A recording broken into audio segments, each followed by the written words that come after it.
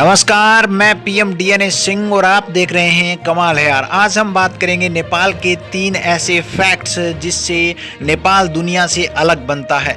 एक ऐसी कंट्री जिसे अलग कहा जा सकता है इन तीनों चीज़ों की वजह से।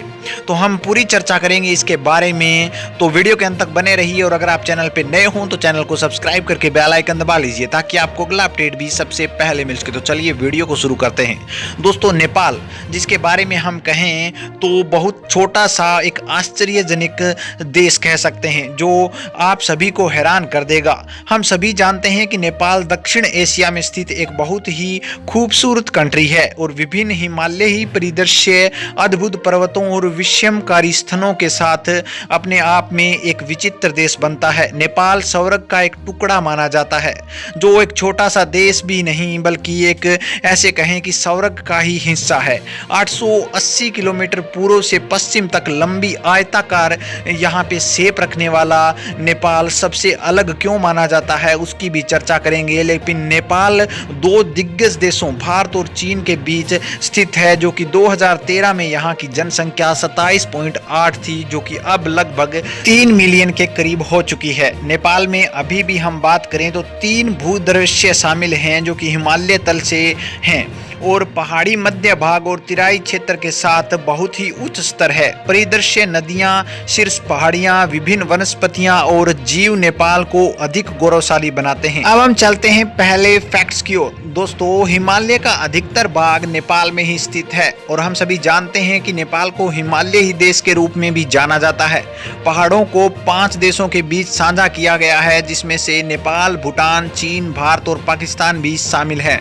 दुनिया की सबसे ऊंची चोटियों में से 8 चोटियां तो केवल नेपाल में ही स्थित है, जो कि अपने आप में एक फैक्ट्स बन जाता है और लोगों को आकर्षित करता है।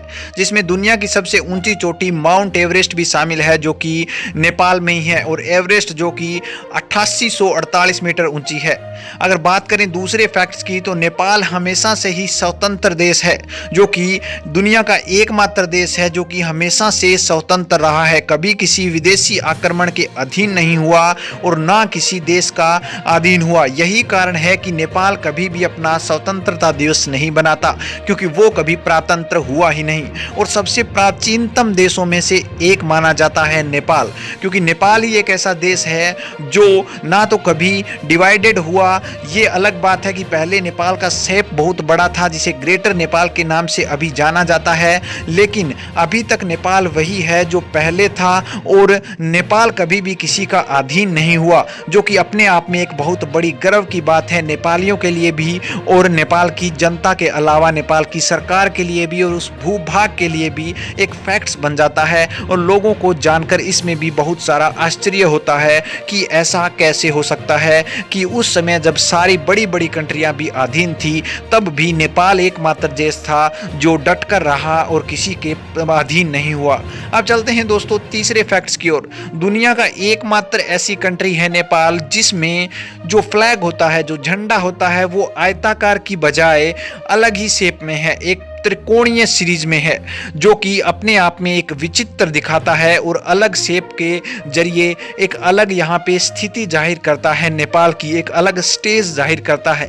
उसके भी कई रीजन हैं। चलिए रीजन की बात करते हैं। नेपाल के पास पूरी दुनिया में सबसे अनोखा राष्ट्रीय ध्वज है और दुनिया में केवल एक ही ऐसा यहाँ पे नेपाल देश है जिसके पास गैर आयताकार यानी कि गैर रेक्टेंगल शेप का झंडा है, जो कि नेपाल को अपने आप में एक अलग कंट्री साबित करता है। नेपाली ध्वज में 3 रंग हैं, जिसमें से मरून यानी कि लाल, नीला और सफेद शामिल हैं। नेपाल के इतिहास में यह साबित हो चुका है कि नेपाली ध्वज का डिजाइन है वो 2000 साल से भी अधिक पुराना है, जो कि और किसी भी कंट्री का इतना पुराना ध्वज का डिजाइन नहीं है, जो कि अपने आप में एक नेपाल के लिए और पूरी दुनिया के लिए आश्चर्यजनक करने वाला एक फैक्ट्स बनकर आज दुनिया के सामने उभर कर आया है। दोस्तों, कैसे लगे ये फैक्ट्स नेपाल के बारे में? अपने विचार कमेंट सेक्शन में जरूर लिखिए और वीडियो को ज्यादा से ज्यादा लाइक कीजिए, शेयर कीजिए और अगर आप चैनल पे नए हो तो चैनल को सब्सक्राइब कर लीजिए ताकि ऐसे ही फैक्ट्स आपको मिल सकें सबसे पहले।